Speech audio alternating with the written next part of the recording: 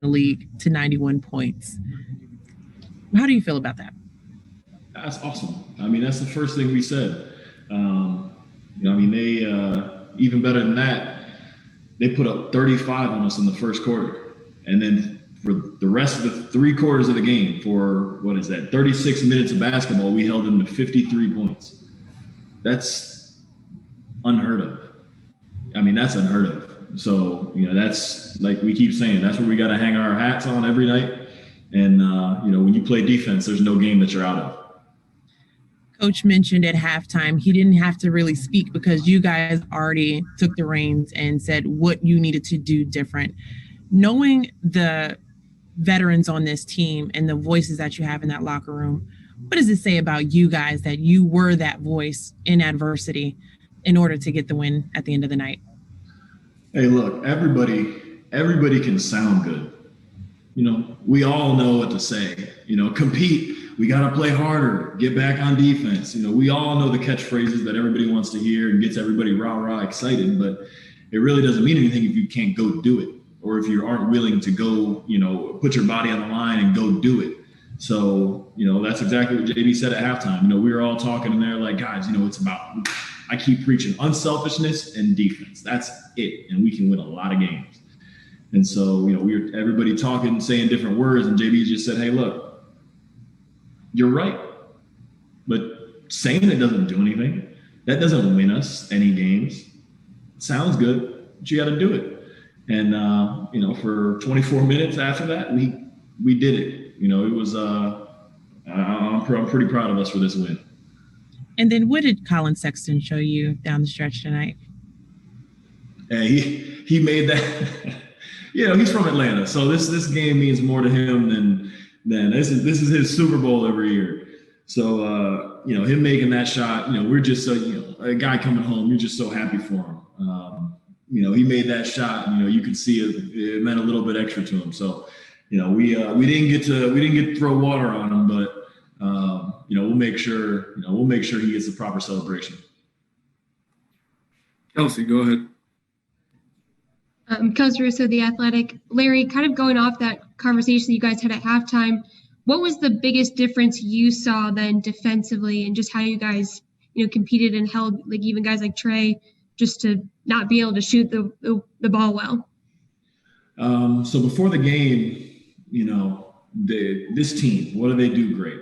They get to the free throw line. They're number 1 in the league. Trey is number 1 in the league at getting to the free throw line, and they shoot threes well. They're number 1 in the league at shooting threes. So those are the 2 keys of the game defensively. Keep them off the 3-point line and keep them off the free throw line. So if we make them take twos, that's how we're going to win the game. And so we did that. And first half, first quarter, they were kind of having their way with some threes. John Collins hit one, Trey hit one, Kevin hurt us. Hurt us. He hurt us all night with a few of them, but it's that's what it was about. Just get them off the 3-point line, get them off the free throw line, and anything in between that, we'll live, because Andre and JaVale are way too big at the rim contesting shots, and it's hard to finish over that kind of length. And just in general, thinking about how Colin has just been able to score 20 points plus all season, and he did it last year at the end of last season too. But what has been his biggest area of growth that you've seen, and just how he's continued to grow into the basketball player he is? The biggest thing with him is he's just so efficient when he does it. I don't know his shooting splits, but I guarantee you probably he's got to be close to at least 50, 40, 80, 85, 80 at least.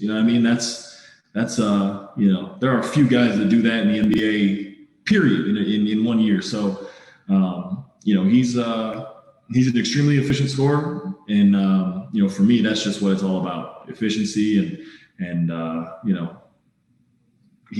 tonight he showed some some cojones, for lack of a better word.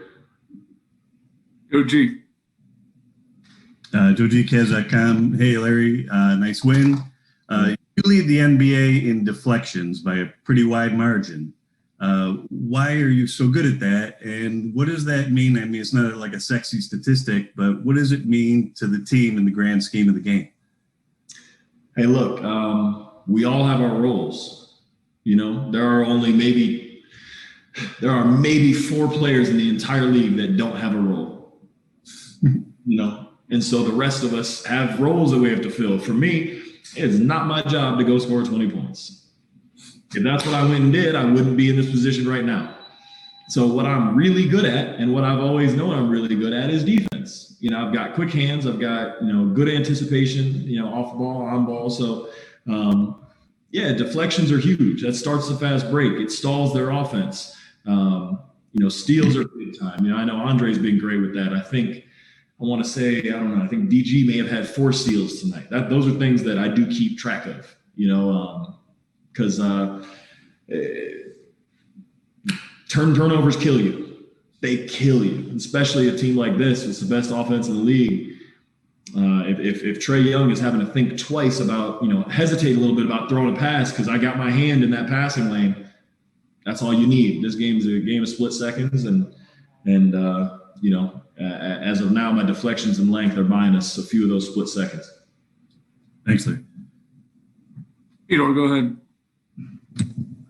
Chris Fedor, Cleveland.com. Larry, how do you define the impact that Dante Exum had tonight defensively against Trae? I wish I had the stat sheet in front of me. He was awesome. I mean, he was just Trae Young it goes without saying. He top 3 in the league in scoring. Got to be close to that in assists. I mean, he's extremely gifted, super talented, and a hell of a player. There's no other way to say it. But for Dante to go out there and play the kind of defense on him that he did without fouling was something very few guys in the league can do. And if that's something that he can continuously do for us, that'll be massive. Because he's got length on him as well. With him, myself, JaVale, Drummond, when Isaac gets back, all those guys that love defense and keep their hands out and play in the passing lanes, that's how you maintain the best defense in the league. But Dante was awesome tonight. And Colin Sexton has been criticized for a number of years. People say he doesn't pass enough, he shoots too much. Can you speak to his importance to the functionality of your guys' offense? How many points did we have tonight? 96. How many points did he have tonight? 27, including 13 in the fourth. There it is. I mean, if we didn't have him, if we didn't have him bailing us out of some bad possessions, if we didn't have him making tough shots, if we didn't have him providing the kind of offensive spark and offensive, push drive that he gives us, I don't know how many points we would score. Yeah, especially with Kevin. So he's been ridiculous. I mean, at the beginning of the season, I think I saw, I don't know if it was ESPN or Bleacher Report or somebody did a report of their top 100 players. And the first thing I looked at is like, all right, Kev, all right, he's in there. Drummond, okay, he's on there. He should be. Where's Colin? In the top 100 in the league. That's sick. I mean, somebody needs to be fired. I don't want to see anybody lose their job, but somebody needs to be fired. The man's averaging an efficient 26 or 27. That's got to be good for top 10 in the league. He's got his team out to a 4-2 start that no one would have predicted. And I can't say enough positive about him right now. He's leading us. He's leading us when we need him the most. And big shot tonight, and we're gonna need more of it. All right, let's go to Joe G for the last one. Hey, Larry, got to go with Brown's prediction because it's a big one tomorrow. Oh, no, I'm not doing it. No? Nope. I'm not doing it. I can't, because every single time somebody's asked me to predict the Browns game and I say anything, it goes reverse. So I think we're going to get blown out. It is going to be just a rout in favor of the Steelers. I think Mason Rudolph is going to go off. He's just going to – we're going to have no answer for him. That's